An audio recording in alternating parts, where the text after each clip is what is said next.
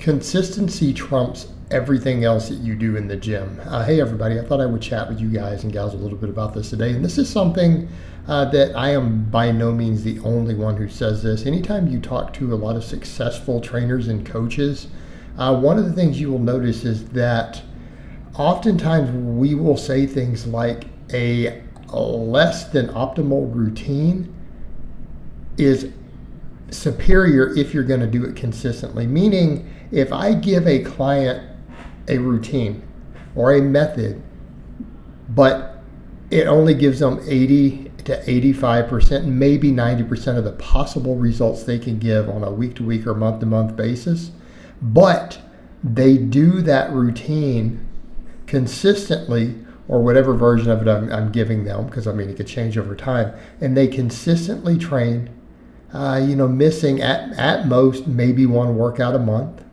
okay, doing all their workouts. They get no injuries, no overuse, no burnout. Those people are going to make better progress than if you give them some sort of optimal training, or they try to give 110% every time they're at the gym, but it starts interfering with recovery. It starts interfering with motivation, right? They're not consistent. All right, when that happens, they're not going to get the same results over the course of a year. The client who consistently does the work is always going to get better results. And it doesn't have to be a client. It could be you, the lifter, who doesn't even have a coach. And it's kind of like I heard some strength coaches talking at a podcast a number of years ago. And they said, hey, people always ask me, well, what's the key to getting really strong? And he had said, squat heavy once a week for the next 10 years and you'll get strong. People don't want to hear that. It's the same thing when you do see some people who don't use gear, who have these truly impressive physiques. How often, when someone is actually legitimately natural, how often do you hear, oh, I've been training hard for 10 years, 12 years, 20 years, 18 years?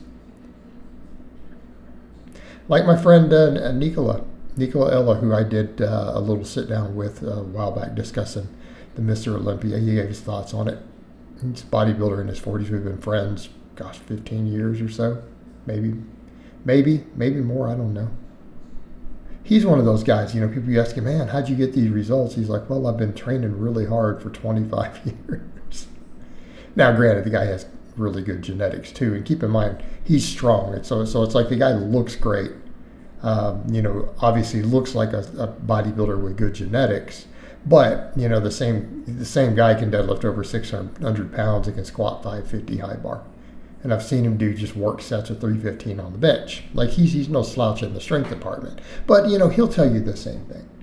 It's consistency. Other guys I know, like you guys know Devin Palumbo. They used to be called Beast Aesthetics on here. I've known him a long time too. Had some good conversations in the past.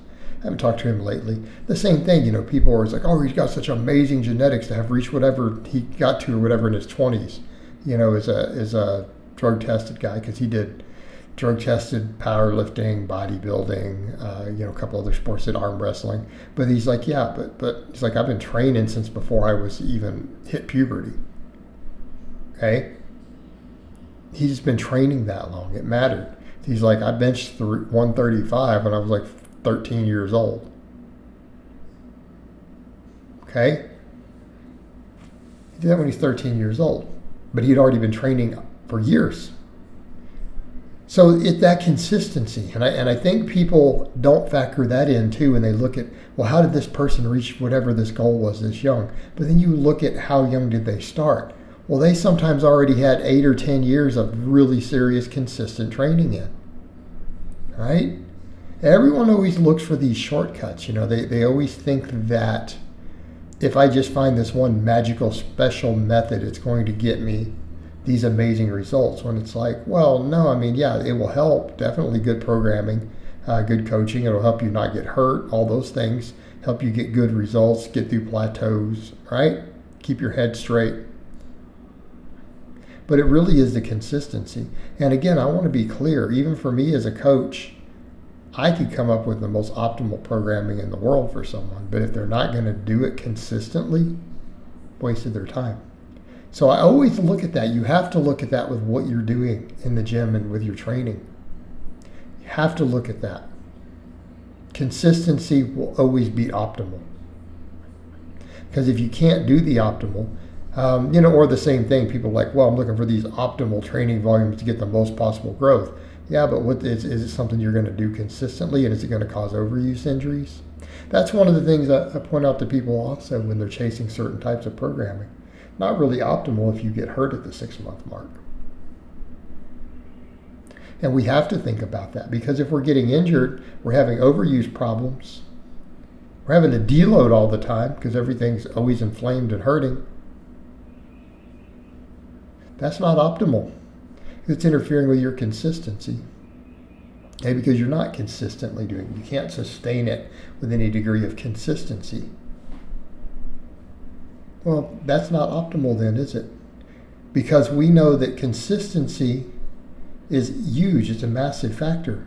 So anything that you're going to perceive as optimal has to be something you can do consistently. Because these little short-lived things don't matter. Oh, so you really pushed this crazy high volume training for 3 months and then you backed it all the way back down. That's not really consistency, is it? You can only do it 12 weeks out of the year. Is it really consistency? And did it really give you anything? Because it's what we do day in and day out, month after month, year after year, right? That's what matters. So whatever habits we establish, that's what we need to do. And if we're using any sort of training approach that makes us either get hurt or causes us to burn out, that's not optimal, because you're going to get less gains for it.